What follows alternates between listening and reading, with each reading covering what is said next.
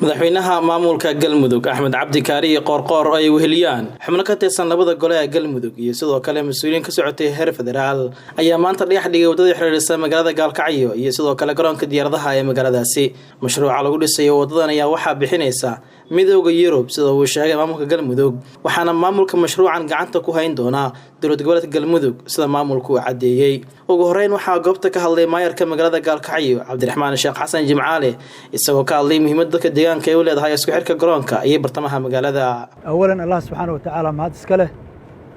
saaka noo suurto galiyay dhagax dhigii wadada isku xirta airportka Oshaaka iyo magaalada Gaalkacyo marka labaad madaxweyne waa kaaga mahad celinayna xaaladaha adag iyo shaqada adag ee runtii Galmudug u hayso iyo maanta waliba xaalku halka uu marayo inaa horumarkiina gacan ku hayso difaaci dalkana gacan ku hayso aad iyo aad baan kaaga mahad celinaa waqtiga qaaliga ah mashruucan runtii waan ka mahad celinaa iska kaashadeen Galmudug iyo midowga Yurub iyo dawladda federaalka dhinaca kale wasiirka howlaha guud iyo dib u dhiska ee Galmudug Axmed Diblaawe Casir ayaa isna waxa uu bogaadiyay howlaha dib u dhiska ee maanta la bilaabay isagoo sheegay in tahay mid kamid ah baahiyaha ugu weyn ee dadka reer Gaalkacyo ay qabeen waxaan kugu soo dhaweynayaa wadadan oo 8 kiiloomitir ah oo ay maalgelisay midowga Yurub codsiyadeeda faraha badnaa ee xaggaaga ka imaanayay haddana aan rajaynayno in wajiga labaad sidoo kale la soo fasaxo oo iyadana sidaan oo kale aan u dhagax dhigi doono mar dhow oo ah qaybta laamiga madaxweyne soo dhawow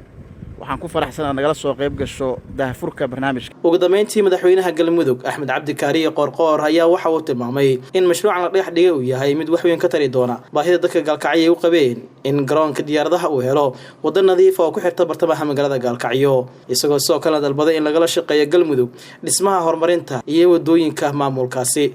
maanta fursad bay noo tahay codsiyadii iyo baahiyihii waaweynaa oo aan horay u qabnay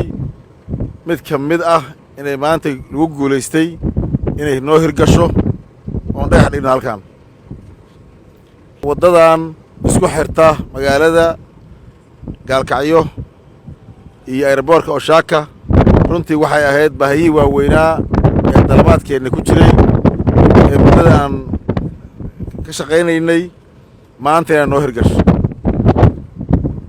waxaan rajaynaynaa marka la saaro shayga annagoo u mahad celinaynaa midowga Yurub gacanta ayna siiyeen in laamiga laga dhigi doono waxaan codsanaynaa inay noqoto waddo laamiya annaga reer Galmudug ahaan